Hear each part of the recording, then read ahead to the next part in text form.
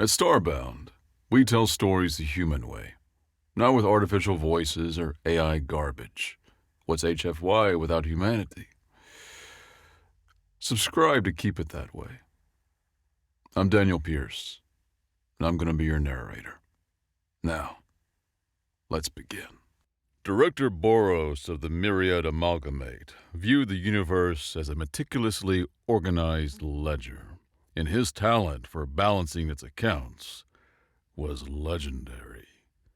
He specialized in aggressive acquisitions, hostile takeovers that left systems stripped and compliant. From his command throne of polished black tektite, he surveyed the main holographic display of the bridge, a space that mirrored his own acquisitive philosophy, a monument to function with intersecting planes of gunmetal gray and muted indirect lighting. His executive analyst, a perpetually fretful being named Peter, held a data slate aloft. The device's projected screen shimmered with amber warnings. "Director," Peter began, his vocalizations a low thrum of anxiety that always made the articulated plates of Boros' jaw grind together. "This signal originates from Sector 34 Gamma, designated Sol. The asset in waiting is the third planet. According to the Consolidated Threat Index, it is heavily flagged." Boros ran a multi-jointed finger over the cool surface of his throne aboard the capital ship, the Asset Collector. "Flagged by whom, Peter? Competitors?" Multiple governing bodies, Director. The file is voluminous." Peter's throat membranes contracted with a dry, clicking sound. "The Tenebrian merchants ledger refer to the species as the bone knitters, a colloquialism for their illogical biological tenacity.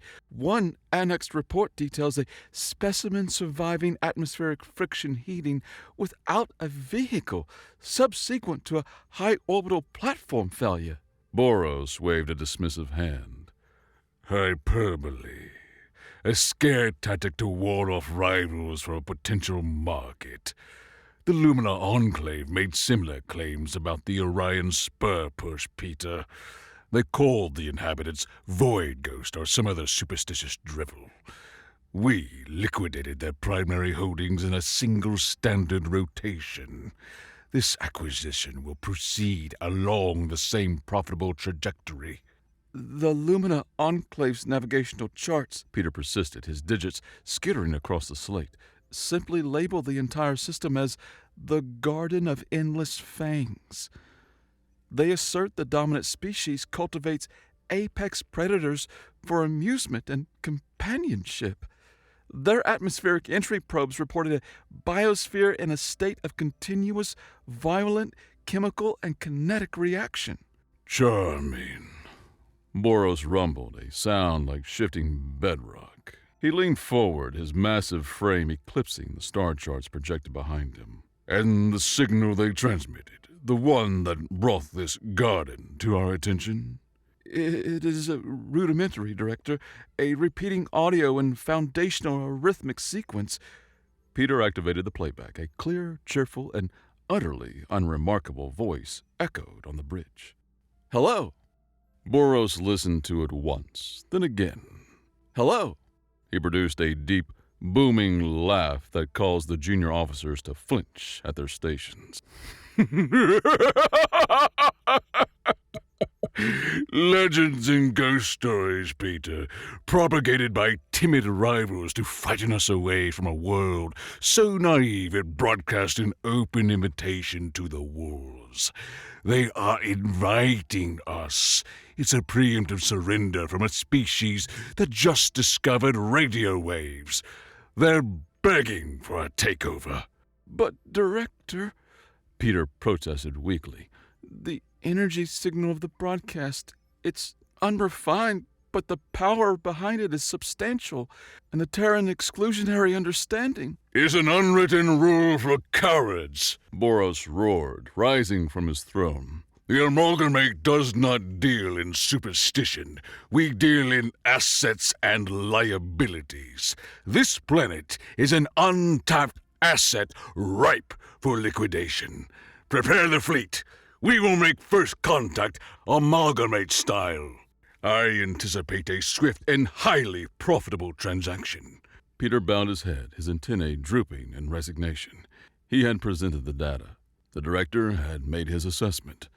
The ledger, in Boros's mind, was already balanced in their favor. Damon Cinder Wells was applying the final touches to the ridiculously juvenile shark-toothed grin on the nose of his experimental fighter when the summons came. He floated in zero gravity of the orbital hangar, a 20th century rock anthem composed of 90% distorted guitar rattling through his helmet speakers. His craft, the XF-99 Spitfire, was less a vehicle and more a cockpit strapped to 3 oversized engines, surrounded by a collection of weapons hardpoints that violated at least a dozen safety regulations. He wielded a high-pressure aerosol can with intense focus. "Wells, your artistic endeavors are concluded." The voice of General Lena Marin sliced through the music with the crisp authority of shattering ice. It originated from the Deep Earth Command Bunker, the Anvil, buried in the Rockies, but it always sounded as if she were standing directly behind him, silently assessing his life's trajectory. Damon thumbed his comms link. "Just applying the requisite tactical markings, General. Psychological warfare is a significant component of any engagement." "Reserve your psychology. We have an unidentified contact, one vessel, non-terrestrial design, descending on an arrogant trajectory over the North Atlantic. Their projected destination appears to be the airspace over New York City." Damon shoved the can into a magnetic holster in his flight suit and propelled himself into the Spitfire's cockpit. The canopy hissed shut, and the internal displays flickered to life around him, bathing him in a cool blue light. "Just one? Are they lost?" "They're confident," Marin replied. A new voice, crackling with frenetic energy and the distinct buzz of a caffeine overdose, joined the channel. "They're about to be confidently disassembled at a molecular level." Dr. Rena Ibarra chirped. "General, the so-called array is aligned. I've piggybacked its targeting system onto Damon's avionics. He paints the target. I pull the trigger. It's a simple feedback loop." Dr. Ibarra calls it simple, Wells. That means the odds of it tearing a hole in space-time are non-zero. Marin said, her tone utterly deadpan. "Her project designation for this system is sunny side up. Light 'em up, Wells. Deliver our official response to their unannounced visit." Damon grinned, his hands moving over the controls in a blur. His right hand toggled 3 switches in sequence while his left traced a glowing circuit path across the main screen, shunting power from inertial dampeners to the primary thrusters. The Spitfire shot out of the hangar bay like a magnetically propelled slug, its engine screaming defiance at the silent vacuum. Below him, Earth was a perfect blue and white marble. Approaching it was a vessel shaped like a polished stiletto, a design of such elegant menace it was almost beautiful. It moved with a lazy grace that broadcast its absolute superiority. "All right, beautiful," Damon murmured, lining up his targeting reticle. "Time to say hello back." Damon locked onto the alien scout's vector. The targeting computer chirped its confirmation as a thin, coherent light beam painted the myriad ship's hull. The flight data streamed across the globe in less than a second.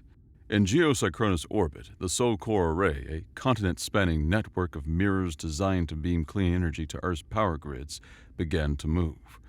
For a structure the size of a small nation, it pivoted with the unnerving speed of a stalking predator. "Recalibrating the array's gyros with the magnetic couplers from the Asteroid Mining Division," Rena's voice squealed with pure, unadulterated scientific glee. "She turns on a dime now, General. Who needs reaction wheels when you have repurposed ore haulers?" "Fire, Doctor," Marin's voice commanded a clipped final order. "Targeting data is live," Rena shouted over the comm. "My predictive algorithms are compensating for the 0.24-second signal lag between Damon's paint and our position. Firing on projected trajectory now." A roaring column of incandescent rage lanced across the Gulf, less a focused beam and more a solar flare on a leash. A torrent of concentrated sunlight focused to a razor's edge crossed the void. Aboard the Myriad scout ship, The pilot barely had time to register the proximity alert before his advanced energy shields flared to an incredible brightness. The shields were designed to repel plasma bolts and particle beams, the conventional weapons of galactic warfare. They had no established defense against being struck with the literal, focused, unholy power of a star. The shield shimmered, warped, and then shattered like a pane of sugar glass. The solar lance struck the hull. The exotic alloy, forged to withstand the pressures of deep space, didn't melt. It flash vaporized. The interior of the stiletto-shaped ship became a superheated plasma furnace for a fraction of a second. From his cockpit, Damon watched the enemy vessel tumble, crippled and glowing a furious cherry red. Its elegant lines obliterated. It began its long, silent fall into the Atlantic, trailing smoke and molten metal. One moment, it was a symbol of alien power. The next, it was just another meteor. Reyna's triumphant cackle filled the comm channel. Title validated! Earth is scary. Its infrastructure is a death ray, and we say hello with the power of the sun! Take notes, galaxy! Damon let out a long, slow breath, adrenaline singing in his veins. "Well, General," he said, banking the Spitfire back toward the hangar, "I think they received the message." Aboard the asset collector, Director Boros watched the scout ship's feed dissolve into a screaming storm of static. The tech-type bridge was rendered utterly silent, save for the hum of the life support systems. The junior officers stared at the blank screen, their expressions a mixture of shock and confusion. Boros's amusement, so palpable moments before, curdled into something raw and volatile. Peter, clutching his data slate like a holy text, dared to whisper, "Director, their energy output is anomalous. It exceeds all known military-grade platforms in this quadrant. The signature matches that of a G-type main sequence star." Boros's massive fist smashed down on a console, cracking the crystalline surface. The sound was a gunshot in the still room. A power plant! He bellowed, his voice shaking the very deck plates. His cold, corporate demeanor was gone, stripped away to reveal the brutal conqueror beneath. They attacked my ship with their infrastructure! The sheer, baffling audacity of the act was an insult far greater than any declaration of war. These beings, who he had dismissed as naive, hadn't met his advance with a military vessel. They hadn't transmitted a diplomatic protest. They had swatted his multi-billion credit scout ship out of the sky with a glorified solar panel. They think this is a game. Boros snarled, his eyes sweeping across his terrified bridge crew. The mask of the CEO was gone. This was the conqueror who had pacified the Regalian uprising by cracking their primary moon. He felt his facial plates grind with a pressure that radiated into his skull. He stabbed a claw at the main tactical display, which showed the blue-green marble of Earth. No more, Mr. Nice Guy. No more surgical strikes. Deploy the ground forces, all of them. Burn their cities, level their infrastructure. I want every inhabitant of that mudball to comprehend the cost of doing business with Director Boros. I want their leader's score polished and on my desk by the end of their planetary rotation. The myriad amalgamates dropships descended through the atmosphere like a rain of black iron. They were heavily armored, bristling with plasma cannons, and crewed by veteran soldiers who had crushed rebellions on 100 worlds. They expected to encounter scattered resistance from projectile weapons and disorganized militias. They were unprepared for London. A myriad ground patrol, its soldiers' energy shields shimmering in the drizzling rain, advanced cautiously down a narrow cobblestone street. Their tactical officer, monitoring from orbit, saw 2 red double-decker buses turn the corners at either end of the street, blocking their path. He registered them as civilian transports, obsolete, irrelevant. He failed to register the remote control antennae hastily welded to their roofs, or the fact that their interiors were packed to the windows with several tons of ammonium nitrate fertilizer and fuel oil. "Director," the Myriad tactical officer aboard the asset collector reported, his voice strained with disbelief as he watched the drone feed. "Our ground team is pinned. All analysts are classifying the incoming weapon systems as improvised vehicular incendiaries. But the locals, their open channel communications are calling it the number 19 to hell." The buses accelerated, their engines roaring. The patrol opened fire, plasma bolts splashing uselessly against their thick steel. Then the buses detonated. The resulting fireballs scoured the street clean, leaving nothing but blackened brick and the faint, shimmering residue of overloaded energy shields. A Myriad squad moving through the Khan el-Khali market found themselves swarmed. They were not assailed by soldiers, but by hundreds of civilian delivery drones. They were small, quadrotor contraptions, utterly harmless in design. Each one, however, had been modified. High-intensity laser pointers, scavenged from university laboratories and concert venues, were zip-tied to their frames, all aimed at the Myriad soldiers' sensitive optic sensors. The aliens were blinded by 1,000 dancing green and red dots. Simultaneously, the drone's tiny speakers, designed for pleasant customer service chimes, blared a deafeningly distorted and bass-boosted version of a 21st century pop song on a torturous loop. Disoriented, blinded, and acoustically assaulted, the Myriad squad stumbled blindly into a carefully prepared ambush laid by the Egyptian army, armed with decidedly low-tech but brutally effective heavy machine guns and rocket-propelled grenades. The report to Boros was even more humiliating.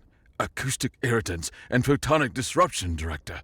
Our elite soldiers were defeated by discordant music and pocket lights." Across the globe, the story repeated with terrifying, insane variations. In the American Midwest, an armored column was obliterated not by tanks or aircraft, but by a fleet of 50 remote-controlled combine harvesters, their sharpened threshers churning through an alien alloy with horrifying ease.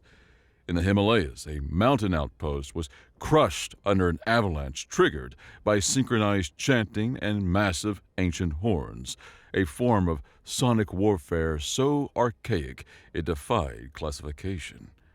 Myriad soldiers found themselves entangled and woven from repurposed bridge suspension cables or trapped in urban canyons flooded with millions of gallons of industrial soap foam. The humans were not fighting a war. They were orchestrating a planet-wide, weaponized mental breakdown. Deep beneath the Rocky Mountains, in the hastily recommissioned and massively upgraded facility known as the Anvil, Dr. Rena Ibarra was having the time of her life. She was a whirlwind of caffeine and chaotic energy, darting between holographic displays in a command center that looked less like a military bunker and more like a mad scientist workshop after a hurricane.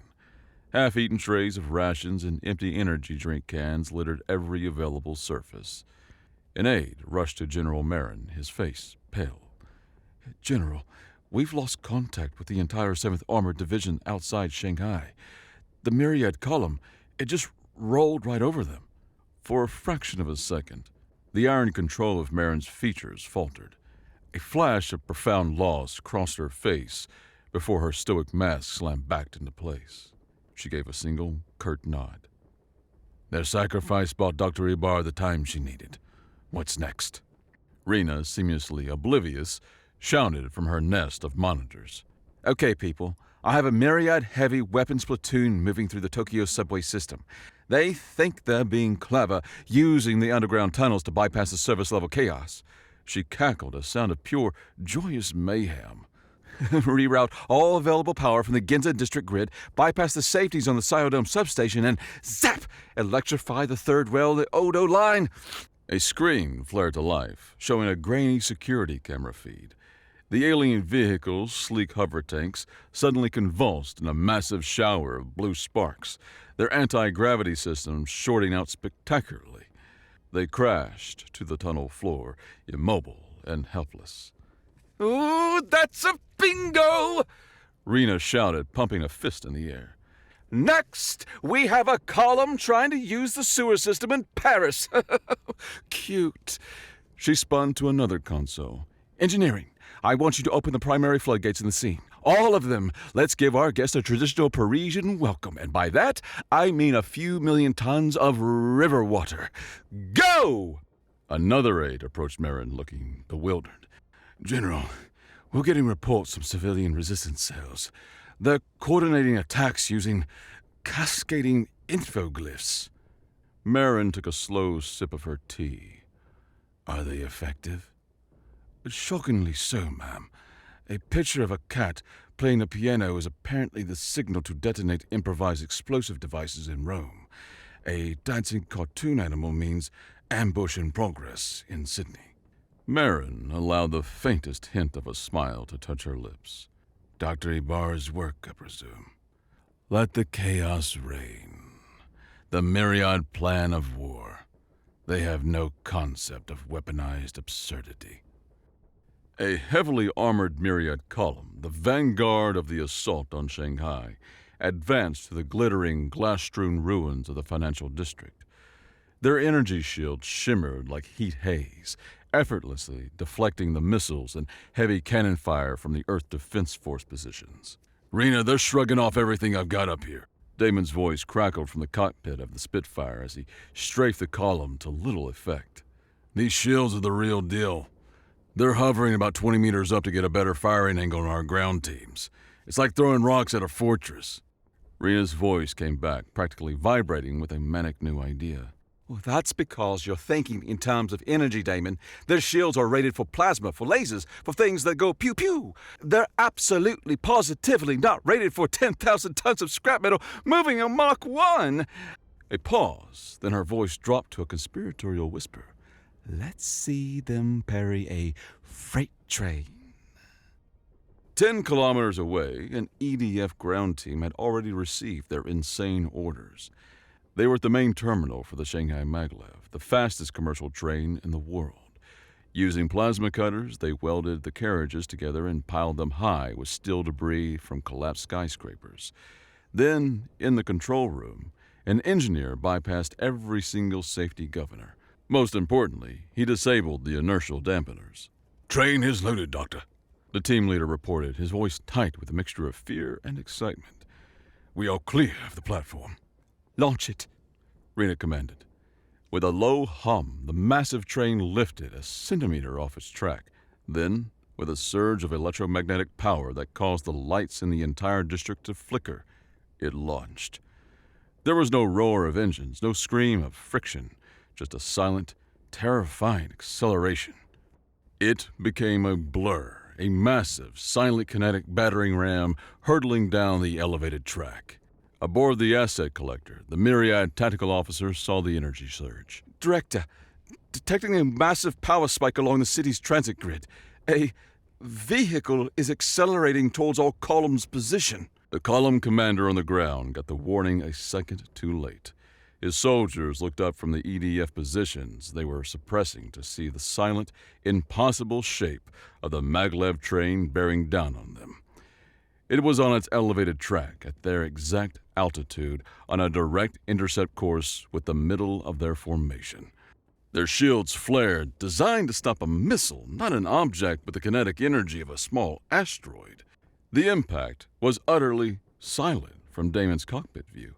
The train hit the column and disintegrated, along with the myriad tanks. One moment, there was a disciplined formation of alien war machines. The next, a spectacular, silent explosion of twisted metal, shattered armor, and vaporized components filled the canyon between the skyscrapers. A perfect, brutal lesson in Newtonian physics. Damon let out a low whistle. Note to self, never argue with Dr. Ibarra about the right of way. In the midst of the urban chaos, a small victory felt monumental. An EDF Special Forces team in Berlin managed to corner a Myriad hover skiff in a narrow alley and disable it with a volley of EMP grenades. The alien vehicle crashed, its crew stunned. Before the Myriad could mount a recovery operation, a heavy-lift Chinook helicopter, a relic by modern standards, swooped in and airlifted the captured prize, spiriting it away to a secure location.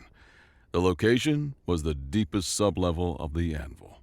Rena Ibarra descended upon the captured skiff with a team of her best engineers. They were armed with plasma cutters, quantum scanners, and a variety of tools that looked suspiciously like repurposed power drills and crowbars. She looked at the sleek alien vehicle not as a weapon of war, but as a treasure chest of dangerous new toys. "Oh, hello, beautiful," she whispered, running a hand over the smooth, unblemished hull.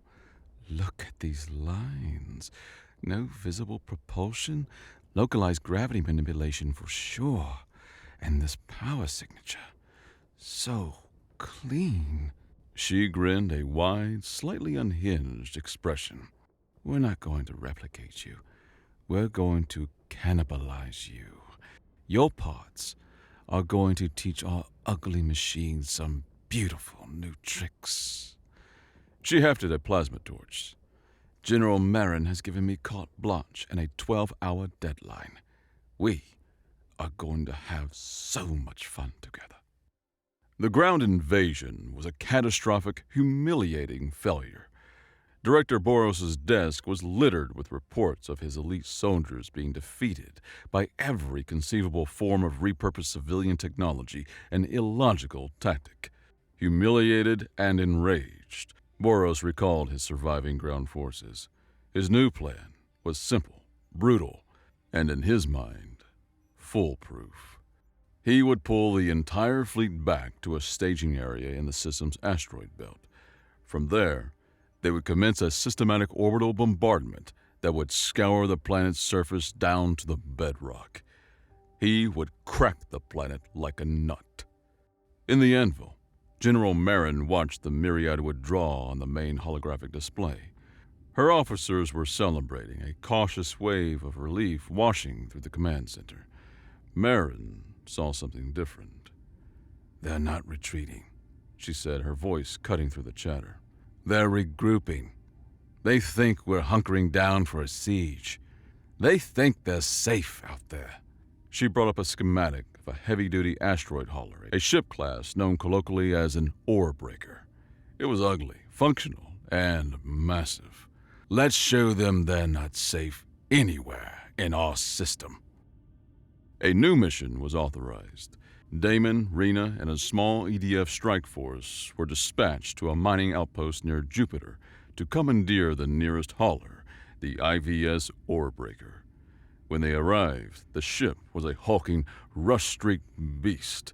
Within hours, it was transformed. Rena and her team worked feverishly, welding salvaged EDF weapon pods onto its frame, and most importantly, installing the strange new systems she had scavenged and hot-wired from the captured Myriad skiff. The Ore Breaker, a vessel designed for slow, methodical work, was now bristling with jury-rigged weapons and integrated alien technology. It was an ugly, beautiful, terrifying hybrid, a perfect symbol of human ingenuity under pressure. In the silent, chaotic dance of the asteroid belt, the Ore Breaker was a shark that thought it was a whale. Damon sat in the command chair, which had been designed for a slow, methodical mining captain, not an adrenaline junkie ace pilot. He piloted the massive, unwielding ship with the reckless grace of a fighter jockey, pushing its industrial-grade thrusters to their absolute limits. "This thing handles like a drunken bantha," Damon grunted, wrestling with the controls to dodge a tumbling chunk of iron ore the size of a city block. "It wasn't designed for ballet, Damon." Rayna shot back from her engineering station, a chaotic nest of exposed wiring and glowing alien components. "It was designed to push moons, so push something." They weren't engaging the Myriad warships directly. That would be suicide. Instead, they were playing a deadly game of three-dimensional cosmic billiards. Damon targeted a small Myriad supply frigate, part of the Amalgamate's logistical tail. "Okay, Rena, Got a target. Give me the slingshot. On it. The Orebreaker's forward magnetic grapples fired, latching onto a nickel-iron asteroid roughly twice the size of the frigate. The ship's engines groaned in protest as Damon fired the rotational thrusters, spinning the massive vessel and its captured asteroid like a cosmic hammer thrower. Calculating trajectory and release window. Rena muttered, her eyes glued to a holographic display. Accounting for Vesta's gravity well and the target's predicted course, release in 3, 2, 1, now! Damon hit the release. The magnetic locks disengaged, and the asteroid flew free, hurtling silently through the vacuum on a perfectly calculated intercept course. Aboard the Myriad frigate, the bridge crew saw it coming, far too late. Their combat computers, programmed for the predictable vectors of energy weapons and missiles, were utterly incapable of processing the trajectory of a tumbling, irregularly shaped mountain of a rock. The ship's pathetic point defense lasers chipped away at the surface, doing nothing. The impact was not an explosion. It was an annihilation. The frigate simply ceased to exist, absorbed by the sheer kinetic force of the asteroid, which continued on its path, barely impeded. Scratch one supply ship, Damon said, grinning. Who's next? They stalked the edges of the Myriad fleet for hours, sowing chaos. But the larger warships, the destroyers and cruisers, were too well defended for their crude tactics. They needed to get closer.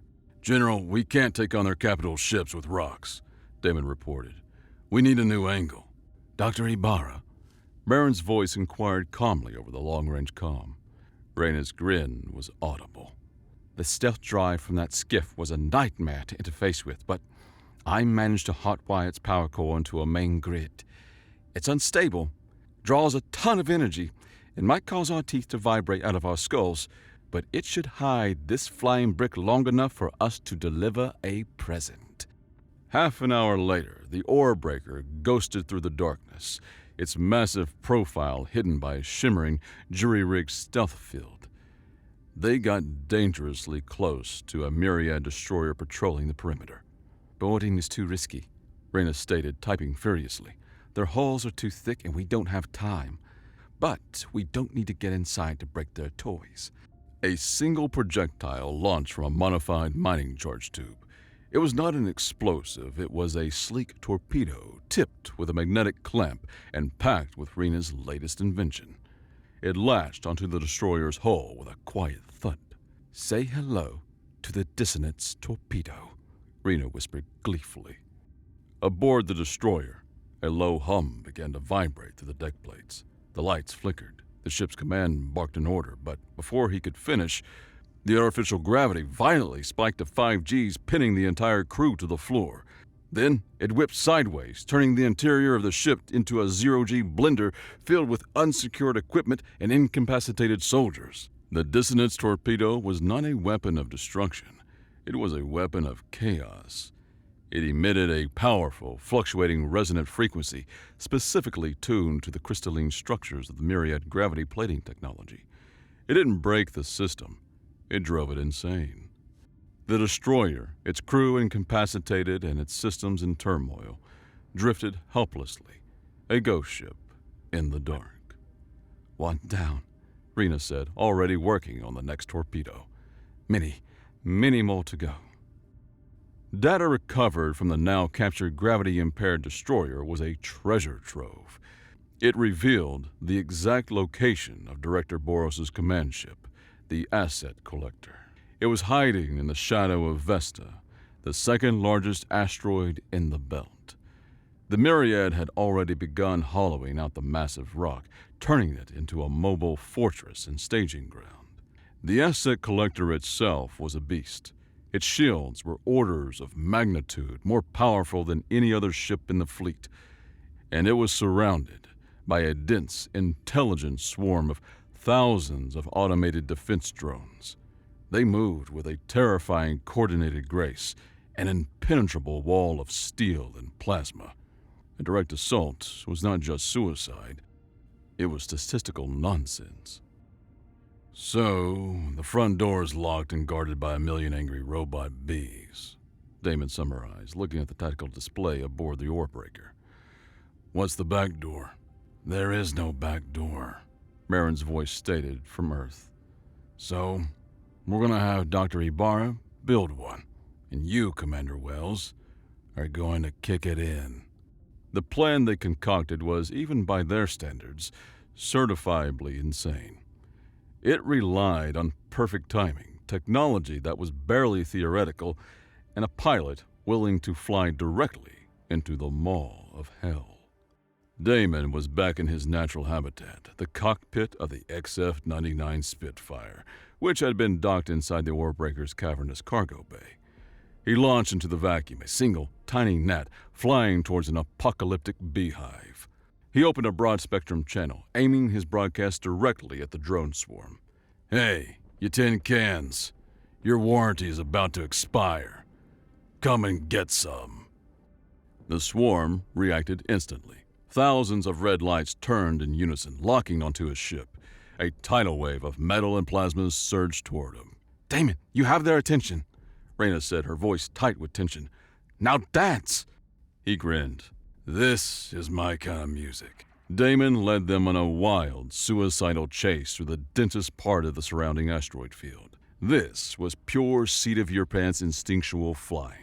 He slammed the main engines to reverse thrust, the Spitfire groaning under the strain as G-forces shoved him deep into his crash couch. The fighter slid backward through space at 1,000 kilometers per second, engines screaming while the drones, locked into their rigid pursuit logic, overshot him by kilometers. He G-whipped the fighter around a jagged asteroid, using its gravity to pivot. The maneuver slammed him against his restraints, but the rigid myriad formations behind him couldn't compensate. 100 drones smashed into the rock face in a series of silent, brilliant flashes.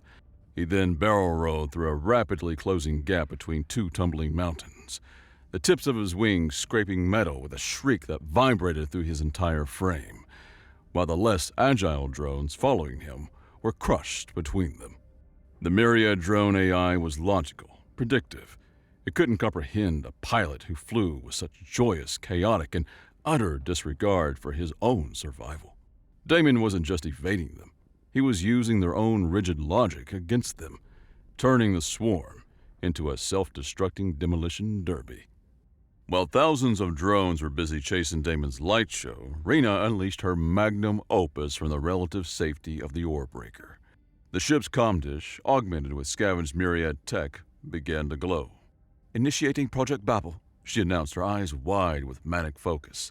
"Let's see how their fancy battle network handles 1,000,000 schizophrenic backseat drivers." Aboard the asset collector's bridge, Boros watched Damon's single fighter make a mockery of his drone defenses, his rage mounting. Then his tactical display dissolved into pure chaos. It was a data warfare flood. Reina's signal mimic virus, reverse-engineered from the destroyer's comm systems, wasn't trying to break their encryption. It was simply screaming into their network, flooding it with millions of false targeting solutions, contradictory commands, ghost signatures, and panicked, fake retreat orders from his own subordinate commanders. Alarms blared for non-existent hull breaches. Friendly ships were suddenly flagged as hostile targets. The flawless tactical map devolved into a strobing, overlapping mess of hostile icons, friendly call signs, and random geometric patterns, rendering it completely useless. Boros's advanced shield systems, unable to process the storm of contradictory threat data, began to flicker and fell erratically. "What's happening?" Boros roared, swatting at a holographic display that now showed nothing but visual noise. Peter stared at his own console, his antennae twitching in terror. "Director, our network, it's insane. It's not broken, it's arguing with itself. Our tactical display is showing every friendly ship as hostile and every hostile signature as an asteroid simultaneously. It's pure information overload." "That's our window." General Marin's voice was sharp and clear, cutting through the chaos. All power to the main weapon! Fire on my mark! On the bridge of the Warbreaker, Raina rerouted every last joule of power. The ship's lights dimmed and the artificial gravity sagged. Diverting energy from the life support, inertial dampeners, and the coffee machine. She yelled, especially the coffee machine. This is going to hurt! She channeled All of it, along with the stored energy from the alien power core she had scavenged, into the ship's primary tool, the asteroid-cracking mining laser. The weapon fired. This was no clean surgical beam from the Soul Core array. It was a roaring, unstable spear of pure, unrefined industrial power, a barely contained cataclysm. It was the color of a welding arc, and it screamed across space. The beam lanced through a momentary flickering gap in the asset collector's failing shields. It didn't slice through the command ship, it eviscerated it. The beam hit the bow and kept going, gutting the massive vessel from tip to tail, vaporizing the Tektite bridge and Director Boros in a silent, blinding flash of light. For a moment, the flagship just hung there, a glowing line carved through its heart. Then, its power core went critical. The pride of the Myriad amalgamate tore itself apart in a catastrophic, silent explosion that illuminated the entire asteroid belt. The destruction of the asset collector and the death of Director Boros didn't just break the Myriad fleet's morale, it shattered their command structure. The perfectly organized corporate fleet dissolved into a panicked mob. They didn't retreat, they routed. Ships scrambled over each other, thrusters firing wildly, desperate to escape the system of the mad, terrifying Death Worlders who fought with infrastructure, freight trains, and weaponized insanity. Aboard the bridge of the battered but victorious Oarbreaker, the human crew watched them go. The lights came back up to full power, and the life support hummed steadily again. Damon, having docked the Spitfire, slumped into his pilot's chair on the bridge, the adrenaline finally starting to fade, leaving a deep, bone-weary exhaustion in its place. "So," he said, cracking a weary grin that didn't quite reach his eyes, you think they received the message?" Rena, already excitedly trying to reassemble a captured Myriad plasma rifle with a screwdriver and a roll of high-tensile utility fabricator tape, grinned back without looking up. "Honestly, I think we might have been a little too subtle." Weeks later, General Lena Marin stood on the observation deck of the newly commissioned orbital defense station Vigilance. Below her, Earth was serene. Outward, a holographic star map showed the known galaxy now with a new, blinking red zone around the Sol system. Humanity was no longer alone, and thanks to the panicked, hysterical broadcast of the retreating Myriad amalgamate, they now had a reputation. An aide approached, holding a data slate. "General, the Solar Mandate is asking for a report. They want to know what our new interstellar diplomatic policy will be now that they know we're here." Marin looked across the deck at Damon and Rena. They stood in front of a whiteboard, arguing playfully over the schematics for a new class of ship, one that combined the overpowered engines of the Spitfire with the gravity-manipulating tech Rena had perfected. "It's simple," the general said. The entire bridge crew turned to look at her. "We're going to send another message." A massive new comms dish, built into the station's superstructure, began to power up with a low hum.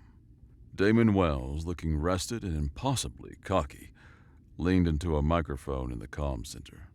"Let's try this again," he said to the assembled technicians. "We'll broadcast our original message, same audio, same math.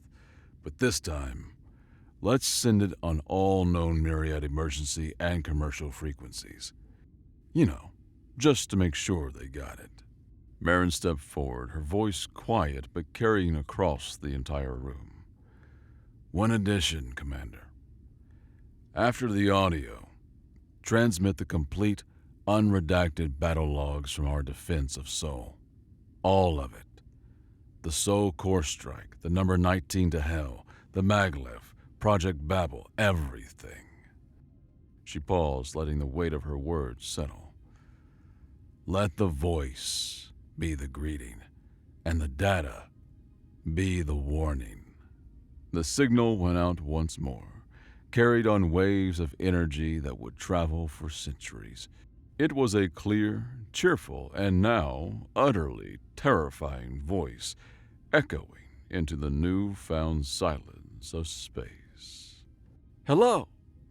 Hello? Hello? Hello? Hello? Hello? Hello?